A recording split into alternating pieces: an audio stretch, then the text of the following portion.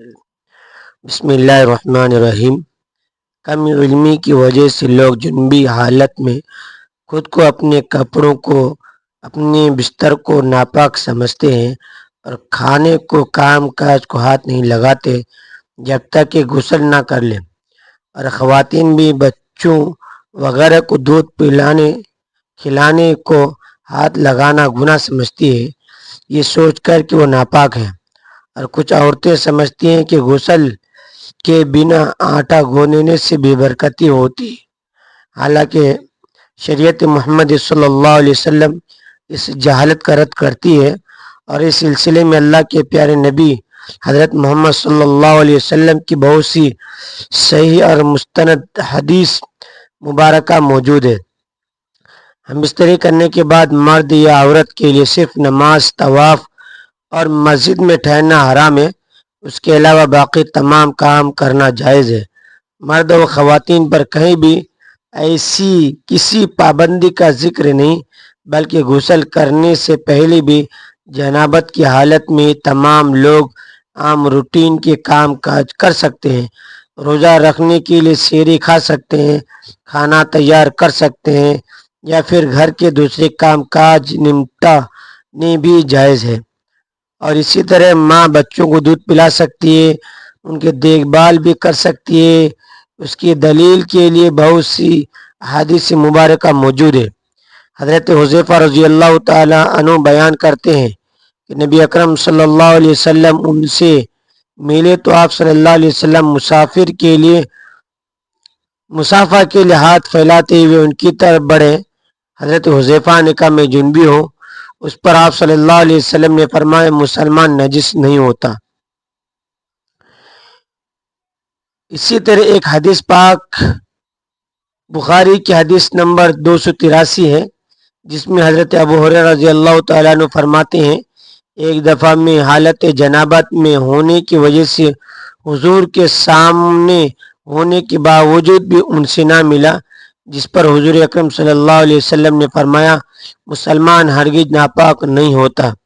حافظ ابن حجر رحمۃ اللہ علیہ فتح الباری میں کہتے ہیں کہ حدیث میں اس بات کا جواز پایا جاتا ہے کہ غسل و جنابت کو اس کے واجب ہونے کے اول وقت میں تاخیر کی جا سکتی ہے، اور اس کا بھی جواز ہے کہ جنوبی شخص اپنی ضروریات پوری کر سکتی ہے۔ ام المؤمنین حضرت عائشہ رضی اللہ تعالی عنہا کہتی ہے کہ رسول اللہ صلی اللہ علیہ وسلم جنبی ہوتے اور پانی چھوئے بغیر سو جاتے، پھر اس کے بعد اٹھتے اور غسل فرماتے۔ کسی نے حضرت عائشہ رضی اللہ تعالی عنہا سے سوال کیا اے عائشہ، حضرت محمد مصطفیٰ صلی اللہ علیہ وسلم ہم بستری کے بعد نہا لیا کرتے تھے یا ویسے ہی سو جایا کرتے تھے؟ حضرت عائشہ رضی اللہ تعالی عنہ فرماتی ہے کہ نبی اکرم صلی اللہ علیہ وسلم ہم بستری کے بعد بھی ویسے ہی سو جایا کرتے تھے۔ جب مؤذن رسول صلی اللہ علیہ وسلم فجر کی اذان دینے کے لیے آتے تو حضرت محمد مصطفیٰ صلی اللہ علیہ وسلم غسل کر کے جسم کو خشک کرنے کے بغیر ہی مسجد میں تشریف لے جاتے اور نماز فجر کی جماعت کرواتے، اور میں گھر میں آپ صلی اللہ علیہ وسلم کی آواز سنتی رہتی۔ پھر آپ صلی اللہ علیہ وسلم روزہ رکھ لیتے تھے۔ کسی نے حضرت عمر رضی اللہ تعالیٰ عنہ سے پوچھا کہ یہ روزہ کے مہینے میں بھی ایسا ہوتا ہے کیا؟ عام معمول بھی یہی ہوا کرتا تھا؟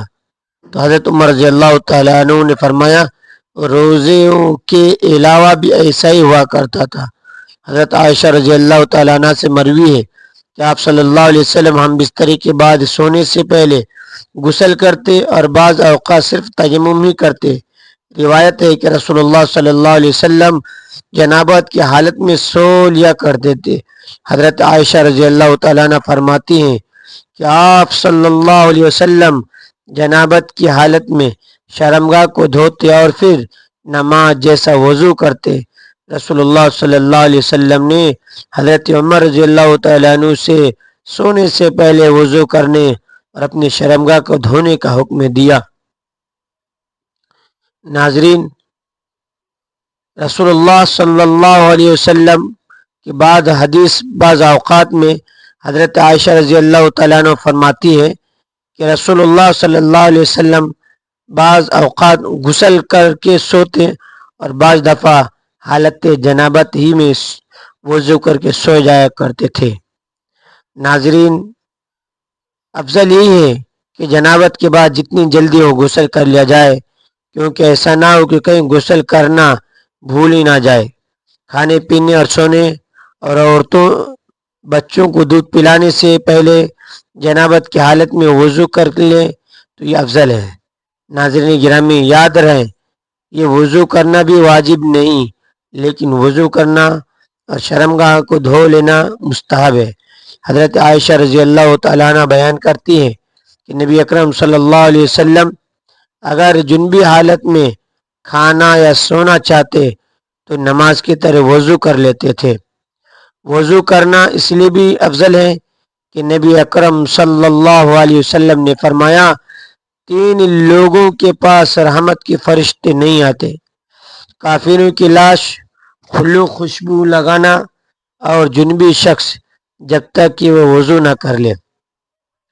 اللہ تعالیٰ سے دعا ہے کہ اللہ تعالیٰ ہمیں دین اسلام کے مطابق زندگی بسر کرنے کی توفیق عطا فرمائے۔ کمنٹ سیکشن میں آمین لکھنا مت بھولیے گا۔ ناظرین گرامی، ویڈیو اچھی لگی ہے تو ویڈیو کو لائک کریں، شیئر کریں، چینل کو سبسکرائب کریں۔ اگلی ویڈیو تک کے لیے اجازت دیجیے۔ اللہ حافظ۔